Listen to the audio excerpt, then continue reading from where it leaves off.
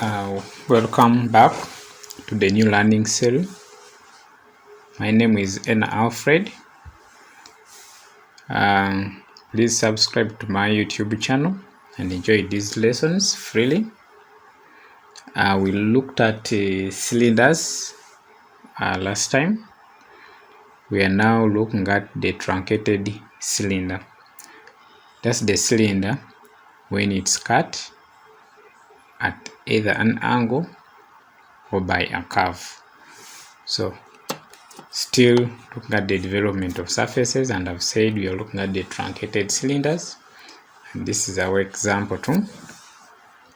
Now as you look at the figure here, you discover that it's quite similar to what we looked at earlier, but this one is just cut at an angle 45. Now I said that whenever you're developing these figures, you look at the type of development you're going to use, and here we are going to use parallel line method. Let us continue. Now when we are looking at the development of this, the first thing we do is to create the divisions on the plan, and here we have our divisions created, and we are going to label them from 0, 1, 2, 3 until we reach the last point. Now having divided into those divisions, you project the lines now this time to move up to the slanting edge of that front view, and we have our points as you can see. For easy plotting, we need to label those points, so we label them in line with what we are seeing on the plan. We have 0, so we should see 0 on the front, 1 and 11 in the same line, 2 and 10 also in the same line. We have 3, 9 in the same line, 4, 8 the line in the same line, 5, 7 and then 6. So having labeled that, we project our baseline from the front view, and when you project, you get the line like that, and you get the small arc radius of the circle, and you mark off these divisions. Next, you see that I've tried to demonstrate that the radius of this small arc you've made is equivalent to the radius at that point. Now we draw our line through the topmost part of the cylinder, so that we have the limits for the development. Having done that, we also raise the lines. We need the lines at 90 degrees through these points 1, 2, 3 up to 11, and when you do that, you obtain something of that kind.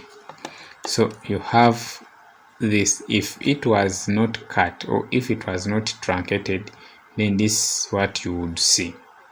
But since it is cut, we also need to put that into consideration. So we are going to project our lines horizontally from the points on the cut surface of the cylinder, and when you do that, you have these lines. As you can see, you have 0, 1, 2, 3, 4, 5 until you conclude them. Now we are going to plot. The plotting is the same as when you're plotting the pyramid. So you look at the points, how they are aligning themselves. So you have 0 against 0, 1 against 1, 2 against 2. And when you plot that, you will see points of that kind. So you have 1, 2, 3 until you get to the same point. Having done that, we need to join the curve with a free hand. So when you join the curve with a free hand, it will move like that, and you continue joining to obtain the other side of the curve. Now this being a cylinder, of course, you also need to finish up the outline and when you finish the outline, it will give you the complete part of the cylinder in that style. And you outline your figure, you see it outlined, that is making it bold in that style, and that is the development of the truncated cylinder. On your last page, you're seeing these questions. We are saying try out. So try out these two drawings, and if you can access the phone, you can drop them on my number 0758623943. I'll give the hand in case you present them. Thank you.